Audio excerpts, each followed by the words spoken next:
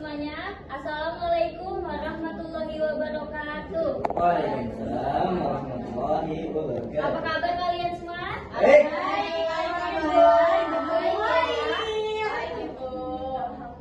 Oke, jadi di sini kami semua ingin menjelaskan materi tentang akidah akhlak. Apa sih itu akidah? Akidah adalah janji atau keyakinan kepada Allah Subhanahu wa taala. Menurut istilah, akidah adalah suatu pokok atau dasar keyakinan yang harus dipegang oleh orang yang mempercayainya. Secara umum, akidah dapat digunakan oleh ajaran Islam ataupun akidah di luar Islam, sehingga ada istilah akidah Islam, akidah Nasrani, akidah Yahudi, dan akidah lainnya. Selanjutnya itu ada bagian dari dasar-dasar akidah Islam yang akan disampaikan oleh Kak Siti Horila. Oke, nah di sini kan tadi udah ngebahas tentang pengertian akidah Islam. Nah di sini ada dasar-dasar akidah Islam. Dasar hukum akidah Islam adalah Al-Quran dan As-Sunnah. Karena itu akidah Islam bersifat tauqifi, yang artinya tidak dapat ditetapkan kecuali berdasarkan dalil syar'i, yaitu Al-Quran dan Sunnah.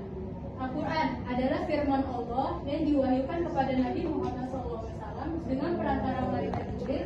Melalui Al-Quran inilah Allah Subhanahu wa taala menuangkan firman-firmannya berkenaan dengan konsep akidah yang benar dan harus diyakini dan dijalani secara mutlak, yang tidak boleh ditawar oleh semua umat Islam. Nah, selanjutnya ada Al-Hadis. Nah, Al-Hadis adalah segala ucapan, perbuatan, dan takrir atau sikap diam Nabi Muhammad SAW dalam menegaskan baik itu perkataan maupun perbuatan. Nah, selanjutnya hadis dijadikan dasar hukum kedua setelah Al-Quran, karena yang pertama, semua yang didasarkan kepada Nabi SAW adalah wahyu dari Allah, bukan sekadar memperurutkan nafsu saja. Yang kedua, Allah Subhanahu wa taala telah memberi petunjuk kepada manusia agar mengikuti kebenaran yang disampaikan Rasulullah. Nah, yang ketiga, banyak hadis yang menjelaskan maksud dari beberapa ayat Al-Quran yang masih bersifat global, termasuk masalah akidah Islam. Selanjutnya di sini ada tujuan mempelajari akidah. Apa sih tujuan mempelajari akidah itu? Yang pertama, ini untuk memupuk dan mengembangkan dasar ketuhanan yang ada sejak manusia lahir. Kakak mau tanya nih pada kalian. Kalian pernah sekolah agama kan? MI. Kalian tahu sifat wajib bagi Allah? Tahu. Ada berapa? 20. Bisa sebutin satu-satu?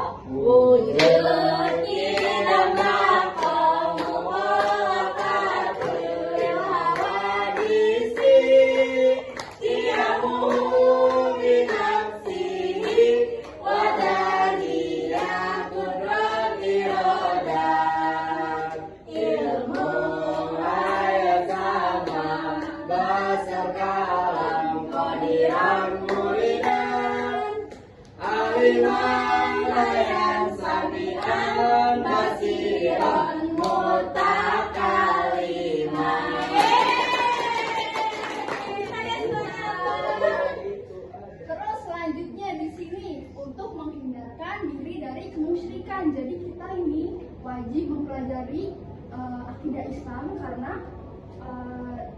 dapat menghindarkan diri dari kemusyrikan. Jadi kita tahu mana hal yang musyrik, mana yang tidak mempercayai, agar mempercayai Allah. Nah, terus selanjutnya di sini ada untuk menghindarkan diri dari pengaruh atau pikiran yang menyesatkan. Kita kan sebagai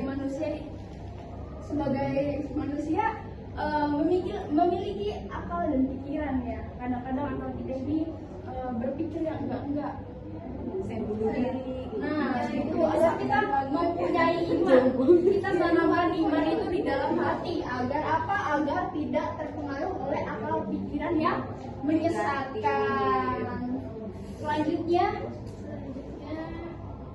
ada pengertian iman, Islam, dan ihsan. Iman menurut bahasa berarti percaya, sedangkan menurut istilah iman adalah membenarkan dengan hati, mengucapkan dengan lisan, dan dilaksanakan dengan anggota badan perbuatan. Selanjutnya Islam. Islam secara bahasa adalah tunduk, patuh, menyerah diri, dan selamat. Sedangkan menurut istilah Islam adalah agama mengajarkan agar manusia tunduk patuh dan berserah diri sepenuhnya kepada Allah. 3. Insan, menurut bahasa, berbuat baik, berbakti atau mengabdikan diri, sedangkan menurut istilah adalah berbakti dan mengabdikan diri kepada Allah dengan dilandasi kesabaran dan keikhlasan. Baik, oke teman-teman, setelah kelompok kami menjelaskan materi tersebut, saya minta dong dari salah satu kalian itu bisa nggak menyebutkan kesimpulan dari materi tersebut, sama ada nggak yang mau bertanya? Mau nanya aja kak. Oke, boleh. Tadi kan udah dibilang ya kalau kita tuh mempelajari akidah Islam itu supaya bisa menghilangkan pikiran-pikiran yang menyesatkan. Tapi masih banyak tuh kak, bahkan teman-teman masih pikirannya masih sesat. Apakah tuh dia tidak mempelajari akidah Islam atau gimana? Baik, jadi di sini bukan tidak mempelajari ya, tapi dia tidak mengamalkan iman. Iman dia kurang kuat. Ya, iman dia kurang kuat. Jadi pikiran-pikiran yang menyesatkan itu cepat masuk ke dalam pikiran-pikiran orang tersebut. Jadi kita sebagai muslim yang percaya kepada Allah, kita ini harus menanamkan di dalam hati iman yang kuat agar tidak pikiran-pikiran yang menyesatkan itu tidak Ada di pikiran kita. Betul.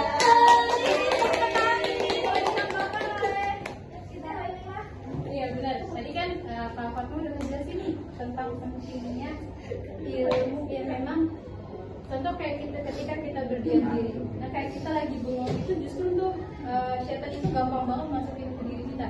Berupa apa? Itu tadi pikiran menyesatkan. Contoh ketika kita lagi ada masalah hidup, kadang yang seharusnya kita berpikir positif, kadang setan itu masuk untuk merasuki pikiran kita nih. Kayak misalnya yang seharusnya kita makan, justru malah setan itu mempengaruhi kita buat jangan makan, lebih baik kamu tuh mati aja. Nah justru pikiran menyesatkan itu yang seharusnya kita lawan, sama kayak hawa nafsu. Para ulama pun mengatakan bahwa mereka itu nafsunya itu diinjak. Dalam artian diinjak itu dalam artian mereka membenci hawa nafsu mereka sendiri. Bahkan mereka menganggap bahwa hawa nafsu itu sebagai musuh. Nah sama kayak tadi, apakah pikiran menyesatkan itu selamanya sesat atau bagaimana? Justru kalau pikiran menyesatkan yang memang datangnya dari setan sudah pasti sesat. Yang tadinya kita yang seharusnya ada iman, yang harusnya berpikir baik. Nah dari situ tuh setan itu masuk untuk apa? Untuk membuat kita tuh tersesat. Bahkan tujuan setan itu untuk menyesatkan anak cucu Nabi Adam itu bahkan sampai hari kiamat. Mungkin gitu aja. Aku mau membuat kesimpulan. Oke, baik. Jadi dari materi yang tadi udah kakak paparin, yang aku dapat, yang aku tangkap dari materi ini, gimana caranya kita kan punya iman ya. Dari lahir kan kita udah sebagai orang Islam. Nah kita emang harus nanamin iman dan tauhid itu di dalam hati supaya terhindar dari hal-hal dan pikiran yang menyesatkan, begitu kakak-kakak. Oke, baik, terima kasih untuk semuanya yang sudah meluangkan waktunya untuk mendengarkan materi dari kelompok kami. Kurang lebihnya mohon maaf apabila ada penyampaian materi yang kurang dapat dipahami. Kami pamit undur diri. Wassalamualaikum warahmatullahi wabarakatuh. Waalaikumsalam.